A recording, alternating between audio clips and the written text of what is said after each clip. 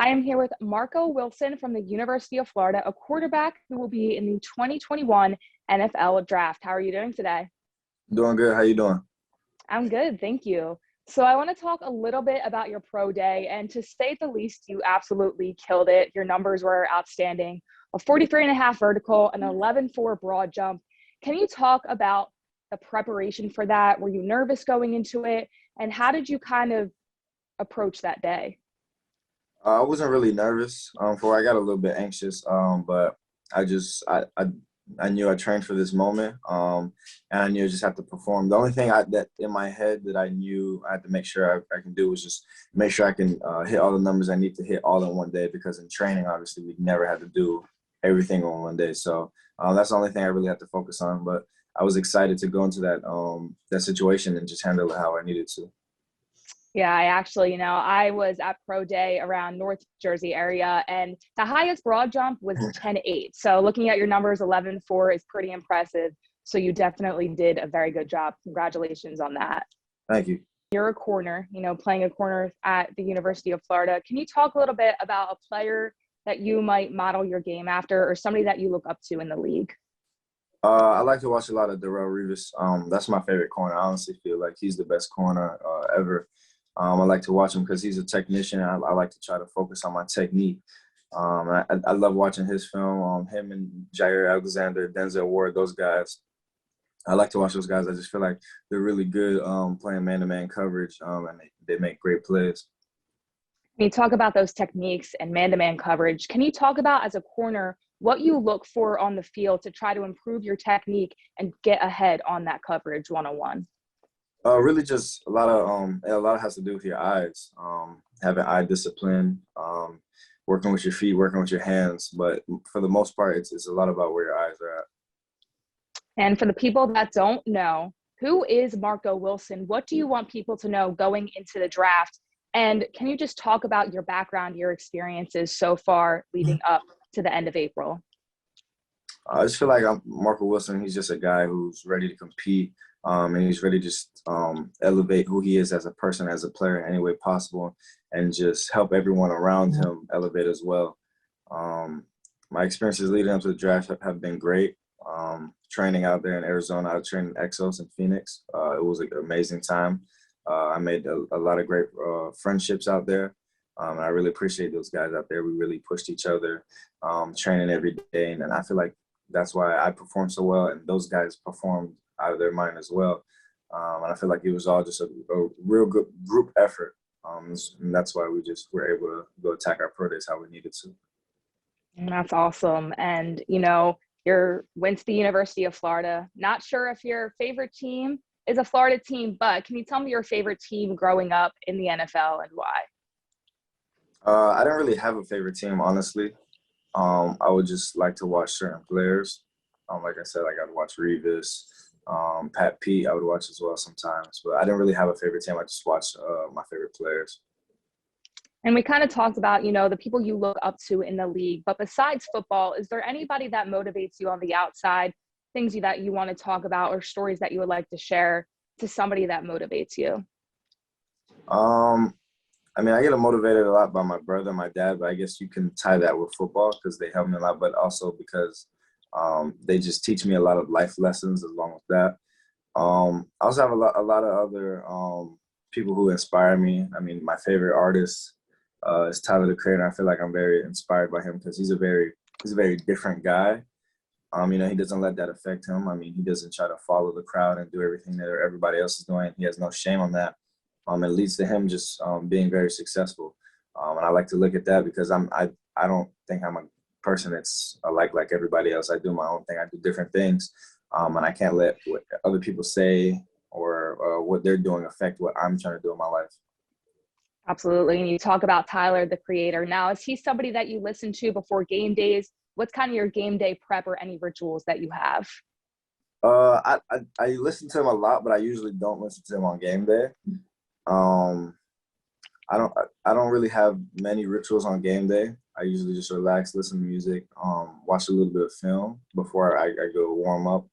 But I listen to a lot of Meek Mill before the games, or I listen. It's actually strange. I listen to Hans Zimmer. I don't know if you know who Hans Zimmer is. He makes soundtracks to movies, and I feel like I like listening to that before games sometimes. Yeah, that's really cool. Now, what's your favorite Meek Mill song? What's the one that you constantly play before you get ready to go into a game? Oh, definitely when we're pulling up to the stadium for game day, I listen to hip hop and My Life. Those are the names of two songs from me, man. Yeah, definitely Meek Mill. You know, Dreams and Nightmares is one of my favorites, but I think that's common amongst a lot of people. So that definitely he's a hype guy to get you ready for those situations. But you talk about playing football. Of course, this past season in 2020 was not like any other. The pandemic had a lot to do with that. So can you talk about how you adjusted physically in the pandemic, you know, not knowing if you were going to play, then having a season, and how mentally you were able to kind of come back from, you know, taking off from practice due to COVID? It was a lot of stuff going on.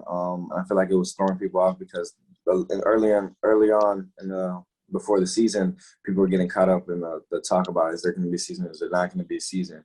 And me personally, I tried not to just think about that and just prepare like there was going to be a season, because if you're preparing like there's not going to be a season and then you like shut your mind off towards football and then they throw a season on you, then you're going to be messed up.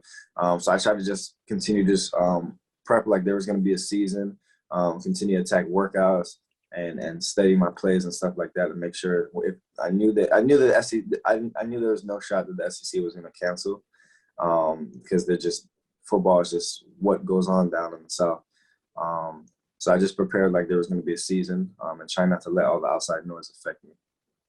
Yeah, that's definitely, you know, a good approach to it, especially because, you know, like you said before, the big talk of not knowing if you're going to have a season, but football is huge down south, especially in college and high school. So definitely a good thing that you guys had a season. You say you went to school in the South. So what is your favorite food from there? What is the one thing that anybody going down south has to get? Well, honestly, I'm from like South Florida. So when people say the South, I honestly don't consider South Florida the South, because it's really different down here. I mean, it's honestly more close to like a Caribbean type like atmosphere. So that's why I eat a lot of Caribbean food, a lot of Jamaican food, a lot of Cuban food. That's my personal favorites. Yeah, definitely. For us, it's a little bit south just because we're New Jersey. So I guess we're considered north, but I can see, you know, being from around that area, not thinking it's south and everything like that. But University of Florida, you've gone to that campus. If somebody was visiting there, what is the one place that they have to go to on a visit? This is a tough question for me because I don't go around much. Hmm,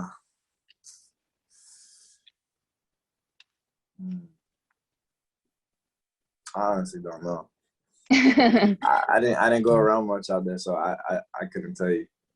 Yeah, that makes sense. I mean, of course, you know, you're focusing on football and the other things that you have going on, but can you talk a little bit about what you do in your free time besides football, whether that's playing video games, Xbox, PS5? What is something that you like to do on your downtime to kind of maybe get your mind off of it a little bit?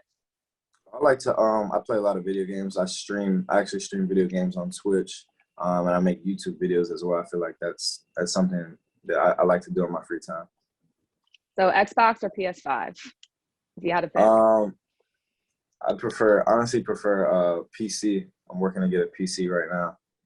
Oh, It's there you better go. it's better than both of them. Yeah, well, definitely. So if there was one Gatorade color that you could drink, only one, the flavor, what would it be and why? Definitely Glacier Freeze. It's just the best one. I feel like The it's just light it's blue the one, best one. right? Yeah, for sure the best one.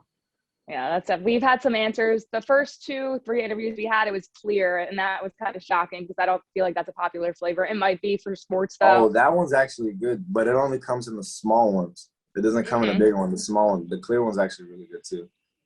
Yeah, I've never had that, but Freeze, I definitely agree with you. That's definitely top tier of Yeah, all the Gatorade it's colors. really good. What are you looking forward to most, you know, going into the draft weekend? Do you plan to go to the draft, or are you kind of just going to stay at home with your family and try to enjoy it there?